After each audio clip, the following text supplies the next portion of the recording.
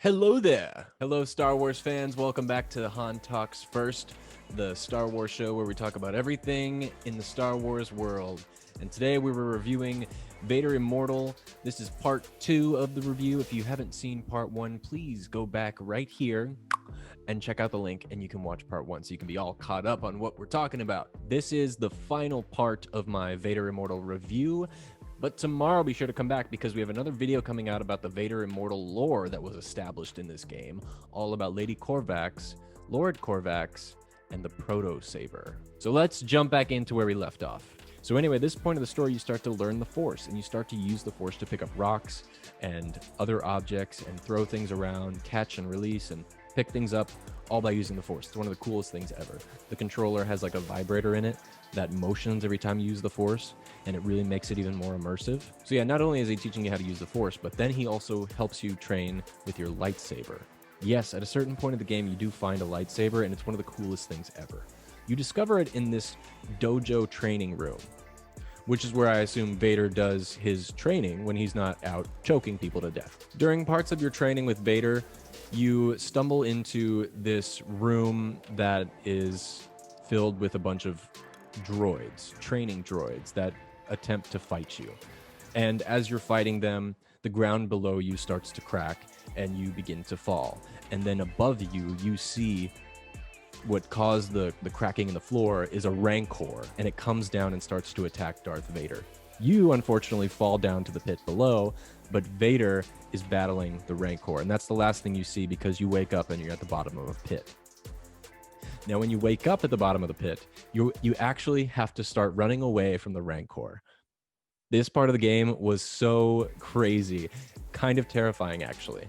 First time I played it was really late at night, and so, it's all dark and it's moody, and then I get to this part of the game and it was actually kind of fearful at some moments, but it was so cool. So at this point in the story, you really find out what your purpose is in this game, and that is that you are a descendant of a Force-sensitive woman named Lady Korvax. She used to be a local to Mustafar, back when it was a green, lush, life-filled planet, not as we know it today as the decrepit lava hell. And the reason why Vader needs you is because Lady Korvax was the last living person to ever use the Bright Star, that artifact that Vader is after.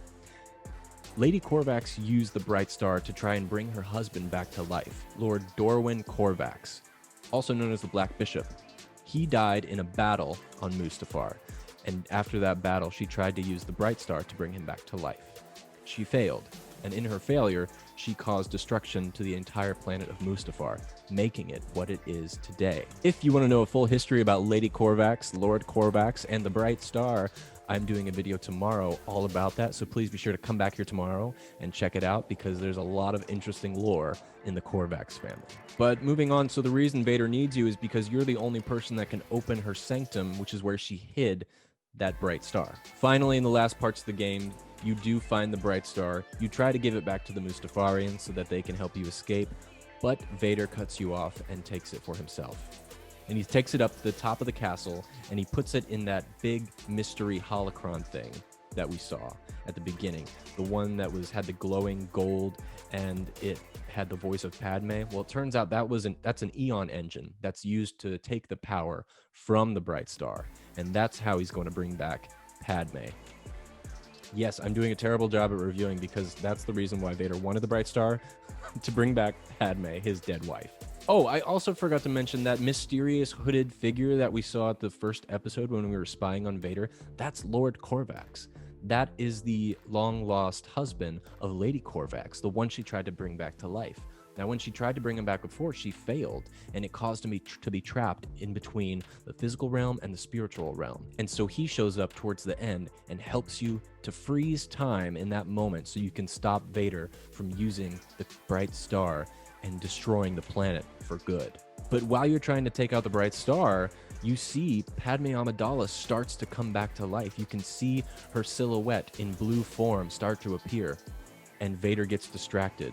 But in that moment, you disable the Bright Star by sticking your lightsaber into it, therefore letting it crumble and never to be used again. At least by this guy.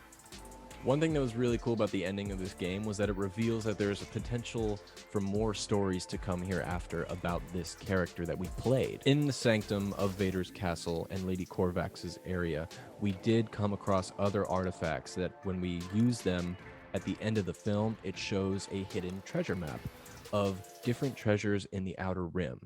And Zoe, the Maya Rudolph character, says, hey, let's go out and try to find some of these secret treasures. So they go from being smugglers to treasure hunters. And now that this character knows how to use the Force, we can expect other games in the future similar to Vader Immortal. But just in general, this game is amazing. I loved every little thing about it. I wish I could do a longer review, but I will be talking about it some more in a Lady Korvax and Lord Korvax video, again, coming out tomorrow.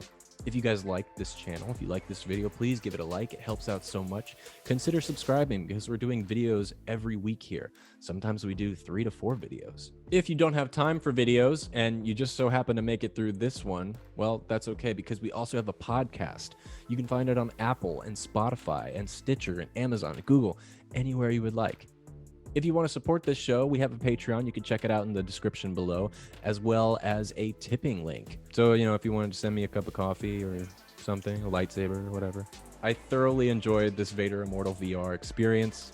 Can't wait for more. I wish there was more episodes. Definitely worth the $30 collective that it is to play all of them. The next VR game I'm going to be playing is Tales from Galaxy's Edge, which is the new Star Wars VR that is currently available on Oculus Quest. That's it, everybody. Thank you so much for watching today. I hope you had fun. I certainly did. And we will see you again with more great content. Until then, may the Force be with you.